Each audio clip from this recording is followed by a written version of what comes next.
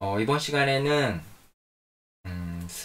푸시 버튼을 슬라이드 스위치로 사용하는 방법을 한번 알아보도록 하겠습니다. 푸시 버튼을 슬라이드 스위치처럼 사용하려면 일단 두 가지를 먼저 아셔야 되는데, 하나는 지역 변수와 전역 변수의 차이에 대해서 먼저 아셔야 되고요. 그 다음으로는 유한 상태 머신 또는 상태 머신이라고 불리는 기법에 대해서도 알아야 합니다. 그럼 먼저 지역 변수와 전역 변수에 대해서 알아볼게요. 코드를 입력하려면 일단 아두이노 컴포넌트, 구성 요소가 있어야지만 코드를 입력할 수가 있습니다. 아두이노를 먼저 배치를 하고 코드를 수정을 해서 지역 변수와 전역 변수에 대해서 알아볼게요. 일단 지역 변수와 전역 변수는 변수를 어디에 선언하고 사용할 건지에 따라서 달려 있습니다. 일반적으로 변수를 사용하려면 일단 불필요한 건 다 지워볼까요?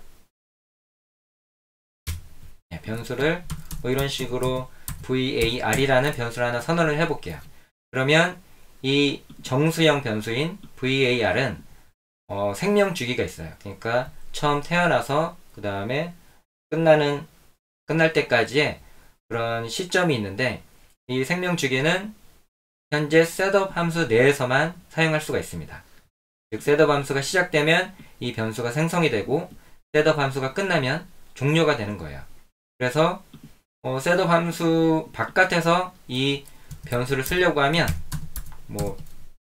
오류가 생기겠죠. 이런 식으로 오류가 생기게 됩니다. 그래서 만약에 셋업 함수나 루프 함수에 상관없이 어디에서나 사용하는 변수를 만들려고 한다면 바깥에다가 이렇게 선언을 해주는 거예요. var이라는 변수를 선언하고 초기화까지 이렇게 했습니다. 그러면 이제는 이 var이라는 변수를 모두 셋업 함수나 루프 함수 모두 사용할 수 있기 때문에 오류는 발생하지 않죠. 그러면 이럴 경우는 어떻게 될까요? 전역 변수도 쓰고 지역 변수도 쓰면 어떤 거를 더 우선시하는지 한번 살펴보겠습니다. 그러면 값을 하나씩 출력해보면 되죠. 셋업에다가 지역 변수를 하나 선언하고요. 그 다음에 한번 출력을 해볼게요. 출력을 하려면 시리얼 통신을 이용해 가지고 출력해볼 수가 있죠. 이런 식으로 var 변수를 한번 출력을 해보겠습니다. 루프 함수에서도 한번 출력을 해보고요. 셋업 함수에서도 출력을 해볼게요. 그러면 둘 다 0이고 둘 다 1로 만드니까 1만 출력이 되죠. 셋업 함수에서는 1로 만들고요. 루프 함수에서는 2로 만들어 보겠습니다. 그리고 초기 값은 0이죠. 지우고 다시 실행하고 종료해 보겠습니다. 그러면 처음에만 1이 출력이 되고요. 그 다음에는 2가 출력이 됩니다. 2가 쭉 출력이 되죠. 코드를 보면 처음에 셋업 함수가 먼저 불린다 그랬죠. 루프 함수 전에. 그래서 1로 만들고 출력이 됩니다. 그렇죠? 출력이 되고 그 다음에 루프 함수 내에서는 또 var이라는 변수를 사용하게 되는데요. 이때는 2로 만들고 출력을 하게 됩니다. 그렇기 때문에 지역 변수가 셋업 함수에서 이렇게 선언이 되고 출력이 되고 그 다음에 끝나는 거예요. 이 var은 셋업 함수에서 이 바 변수는 바로 1 출력하고 끝나는 거예요. 그 다음에 이 2는 전역 변수를 말합니다. 전역 변수. 그래서 0에서 2로 바꾸고 나서 계속 이 루프 함수가 실행되기 때문에 이 셋업 함수의 바 변수는 더 이상 없는 거예요. 그리고 전역 변수를 계속 사용하게 되는 거죠. 그럼 여기서도 한번 똑같이 int를 쓰고 이렇게 하게 되면 증가를 한번 해볼까요? 증가를 3위로 하고 그 다음에 1씩 증가를 하면 되죠. 플러스 1을 하게 되면 계속 1씩 증가하게 되잖아요. 그죠? 지금 해보겠습니다. 그러면 계속 4가 출력이 됩니다. 계속 4가. 그 이유는 지역 변수를 사용하기 때문이에요. 루프 함수 내에서 이 var은 지역 변수이고 지역 변수는 루프 함수 내에서만 유효하다고 했기 때문에 이 루프 함수가 끝나고 나면 다시 3으로 초기화가 되는 거예요. 3으로 초기화가 되기 때문에 3에다가 1을 더하면 4가 되죠. 그래서 4가 출력이 되고 또 다시 루프 함수가 시작되면서 3으로 초기화가 되는 거예요. 그래서 만약에 계속 증가하는 값을 유지하려면 지역 변수를 사용하는 게 아니라 전역 변수를 사용하셔야 돼요. 이런 식으로. 이렇게 초기화, 이렇게 int var이라고 이렇게 선언을 하면 지역 변수를 선언한 거거든요. 근데 이렇게 int가 없이 그냥 변수명만 사용할 경우에는 전역 변수를 그대로 사용한다는 것을 의미합니다. 그러면 셋업 함수에서 1로 만들고요. 그 다음부터는 1에다가 1을 더해서 2, 그리고 다시 루프 함수를 실행할 때는 전역 변수의 그 유지한 값 1인 값에다가 다시 1을 더해서 2가 되고 다시 그 값이 전역 변수에 저장되고, 그래서 계속 증가하게끔 하는 변수를 만들 수가 있죠. 한번 실행해 보겠습니다. 이런 식으로 계속 일씩 증가하는, 그래서 지역 변수와 전역 변수에 대해서 이제 개념을 이해하셨을 거예요. 그리고 두 번째로 알아야 될 것은 상태 머신이라는 건데요. 한번 자료를 한번 정리해 봤습니다. 엄밀히는 유한 상태 머신이라고 해서 상태와 그 상태가 어떻게 바뀌는지를 개념적으로 정의를 한 거예요. 그래서 예를 들어서 이렇게 상태 두 개가 있다고 볼게요. 두 가지 상태가 서로 다른 상태가 있다고 했을 때 이 상태에서 다른 상태로 넘어갈 때를 상태 전이라고 하고요. 그 다음에 그냥 넘어가는 게 아니라 어떤 특정한 조건이 주어졌을 때 다른 상태로 넘어가게 됩니다. 이런 조건은 뭐 버튼이 눌릴 때일 수도 있고, 아니면 뭐 변수 값이 변경됐을 때도 이런 조건의 하나라고 볼 수가 있습니다. 그러면 한번 이거를 이용해 가지고 푸시 버튼을 슬라이드 스위치처럼 만드는 회로를 한번 구성해 보겠습니다. 그러면 책에서는 137페이지의 도전 과제죠. 도전 과제랑 동일하게 회로를 구성해 볼게요. 브레드보드 하나를 더 추가를 하고요.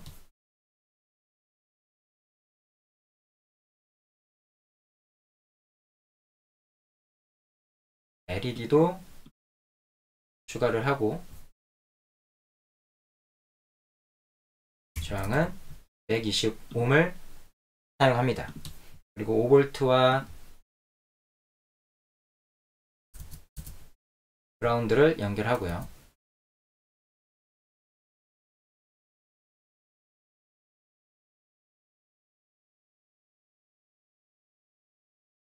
그라운드는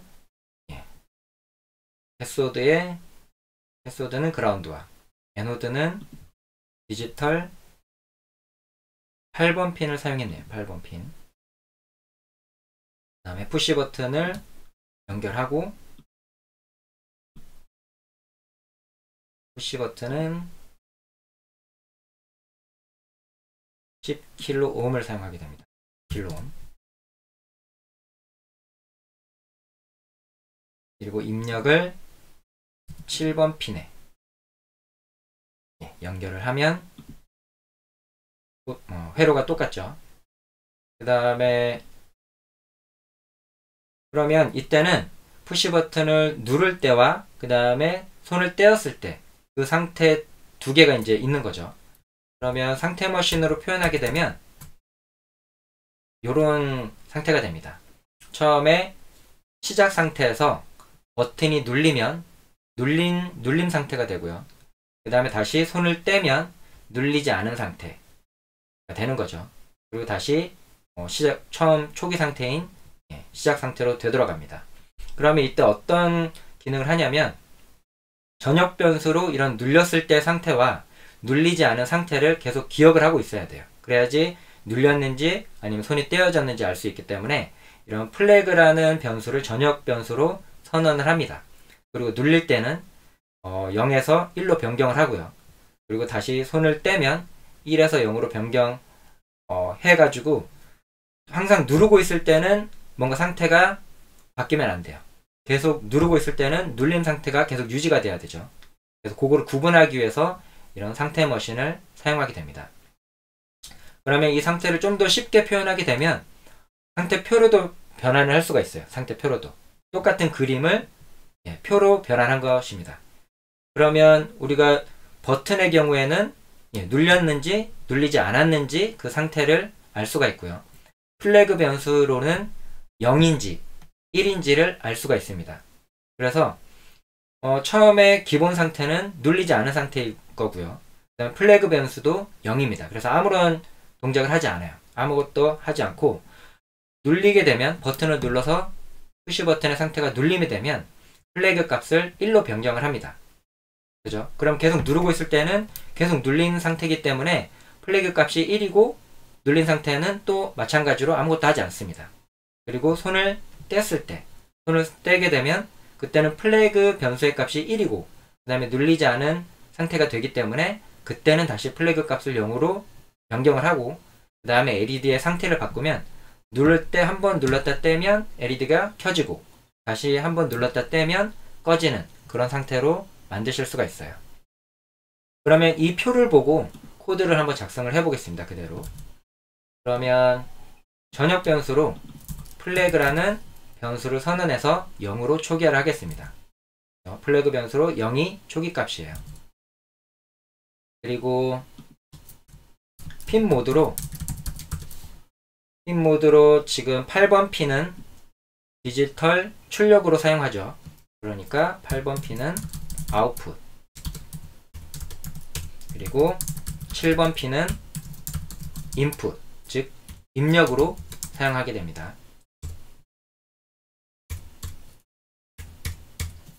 이거는 나중에 뭐 출력하는 건 나중에 쓰게 되니까 지금은 지울게요.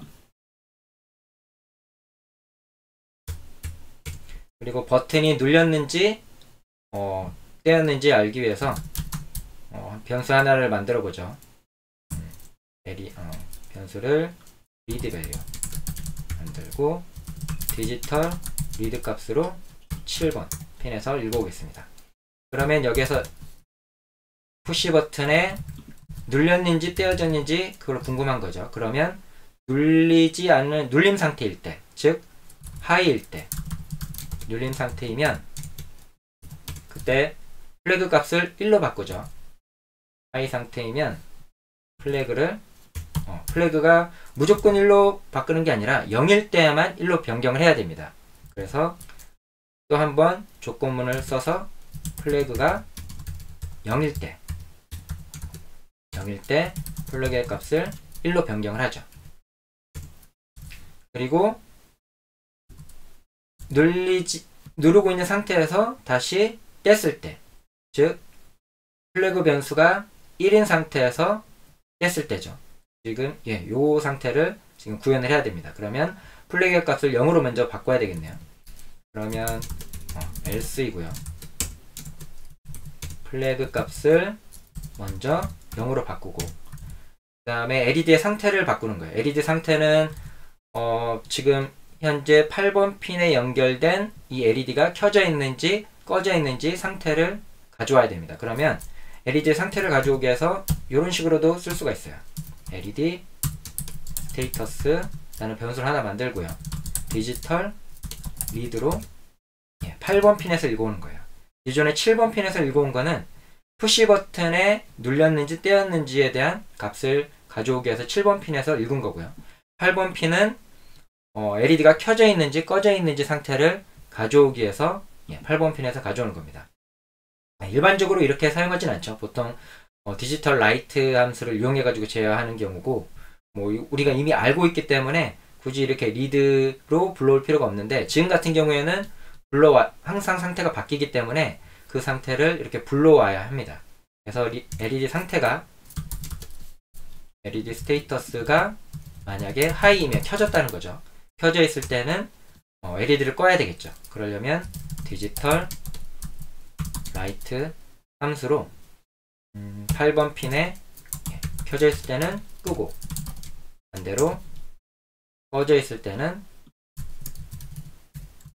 켜도록 만들면 됩니다.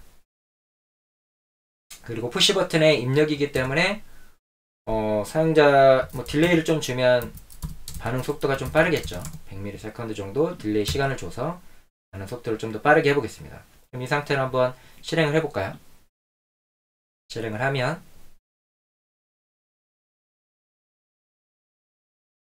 뭐가 이 값을 안 바꿔줬네요. 그러니까 1일 때만 0으로 만들어야 되니까 무조건 지금 0으로 만들고 있어서 문제가 되는 거죠. 여기도 플래그가 1일 때만 0으로 만들어줘야 됩니다. 이 내부에 있는 코드들이 이 안에 들어가야 되고요. 무조건 0으로 만들면 계속 반복해서 꺼졌다 켜졌다 하겠죠.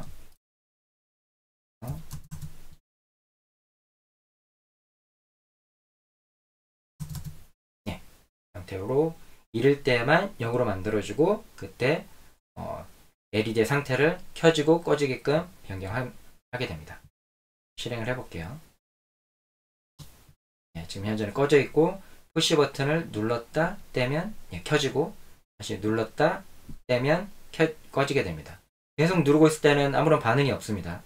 그리고 다시 손을 떼면 켜지고 다시 눌렀다 떼면 꺼지게. 일반적인 푸시 버튼은 계속 누르고 있는 동안에만 켜졌다고 한다면 지금같이 슬라이드 스위치는 한번 눌렀다 떼면 아니면 한번 상태를 바꾸고 나면 계속 유지를 하게 되죠. 이렇게 푸시 버튼을 슬라이드 스위치처럼 사용하는 방법을 살펴봤습니다. 이 상태가 어떻게 출력이 되는지도 한번 살펴볼까요? 만약에 serial.begin으로 9600 출력 상태를 한번 1하고 0하고 출력되는 걸 한번 살펴볼게요. 그러면 버튼이 눌렸을 때 프린트 함수는 가로 열로 출력이 되는 거죠. 그때 리드 밸류의 값을 한번 출력을 해보고요. 어떤 값이 출력이 되는지. 그리고 플래그 값도 같이 한번 동시에 출력을 해보겠습니다. 플래그 값도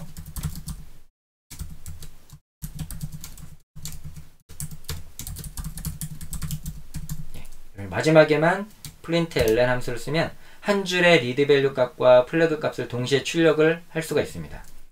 그래서 플래그 값도 이런 식으로 출력을 해볼게요. 그러면 리드 밸류 값, 그러니까 리드 밸류는 버튼이 눌렸는지 떼었는지를 알 수가 있죠. 그리고 플래그 값은 눌렸는지 떼었는지에 따라서 이 값이 변경된 것을 확인할 수가 있고요. 시리얼 모니터에서 한번 출력을 해보겠습니다. 그럼 누르지 않았을 때는 리드 밸류도 0이고 플래그 값도 0이 됩니다. 근데 누르게 되면 리드 밸류와 플래그 값이 바뀌죠. 그래서 손을 다시 떼볼게요. 떼고 나서 멈춰야 돼요. 그래야지 값을 변경된 것을 알 수가 있습니다.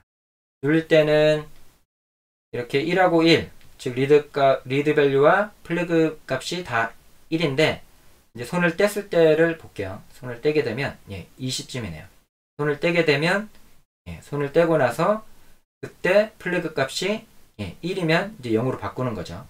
그래서 둘 다 0이 되고 이때 이제 상태가 LED의 상태를 변경하는 거예요. 이때 한 번씩만. 이렇게 0, 1이 됐을 때 한 번씩만 변경을 하기 때문에 매번 바뀌는 게 아니에요. 눌렀다 뗐을 때 바뀌고 또 눌렀다 뗐을 때 바뀌고 이렇게 동작이 됩니다. 그래서 예를 들어서 딱 한 번만 뭔가 실행되게끔 할 때 유용하게 쓸 수가 있죠.